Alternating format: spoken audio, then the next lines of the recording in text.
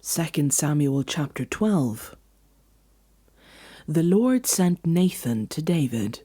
When he came to him, he said, "There were 2 men in a certain town, one rich and the other poor. The rich man had a very large number of sheep and cattle, but the young man had nothing except one little ewe lamb he had bought. He raised it, and it grew up with him and his children. It shared his food, drank from his cup, and even slept in his arms. It was like a daughter to him. Now a traveler came to the rich man, but the rich man refrained from taking one of his own sheep or cattle to prepare a meal for the traveler who had come to him. Instead, he took the ewe lamb that belonged to the poor man and prepared it for the one who had come to him."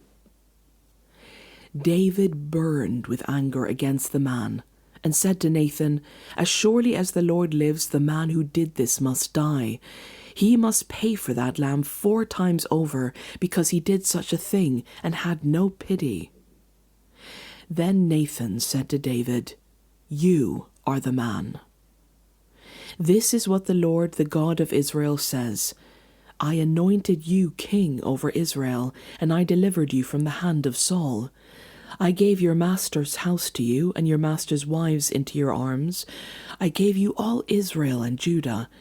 And if all this had been too little, I would have given you even more. Why did you despise the word of the Lord by doing what is evil in his eyes? You struck down Uriah the Hittite with the sword, and took his wife to be your own. You killed him with the sword of the Ammonites. Now, therefore, the sword will never depart from your house, because you despised me and took the wife of Uriah the Hittite to be your own. This is what the Lord says. Out of your own household I am going to bring calamity on you. Before your very eyes I will take your wives and give them to one who is close to you, and he will sleep with your wives in broad daylight. You did in secret, but I will do this in broad daylight before all Israel." Then David said to Nathan, "I have sinned against the Lord." Nathan replied, "The Lord has taken away your sin. You are not going to die. But because by doing this you have shown utter contempt for the Lord, the son born to you will die." After Nathan had gone home, the Lord struck the child that Uriah's wife had borne to David, and he became ill. David pleaded with God for the child. He fasted and spent the nights lying in sackcloth on the ground.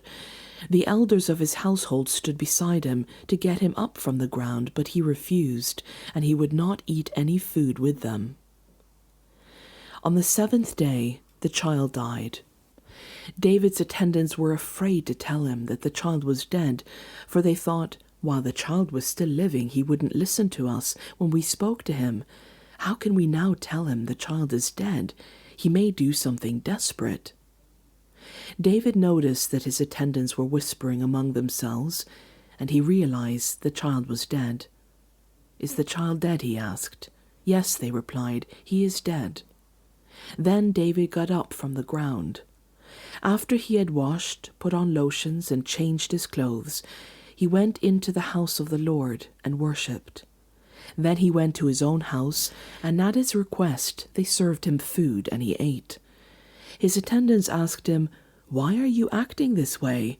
While the child was alive, you fasted and wept, but now the child is dead, you get up and eat." He answered, "While the child was still alive, I fasted and wept. I thought, who knows, the Lord may be gracious to me and let the child live. But now that he is dead, why should I go on fasting? Can I bring him back again? I will go to him, but he will not return to me." Then David comforted his wife Bathsheba, and he went to her and made love to her. She gave birth to a son, and they named him Solomon. The Lord loved him, and because the Lord loved him, he sent word through Nathan the prophet to call him Jedediah. Meanwhile Joab fought against Rabbah of the Ammonites and captured the royal citadel.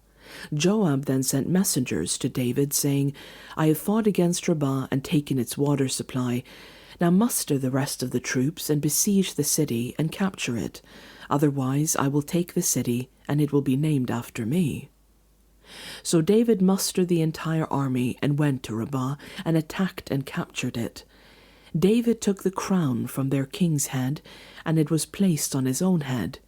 It weighed a talent of gold, and it was set with precious stones. David took a great quantity of plunder from the city and brought it out to the people who were there, consigning them to labor with saws and with iron picks and axes, and he made them work at brick-making. David did this to all the Ammonite towns. Then he and his entire army returned to Jerusalem.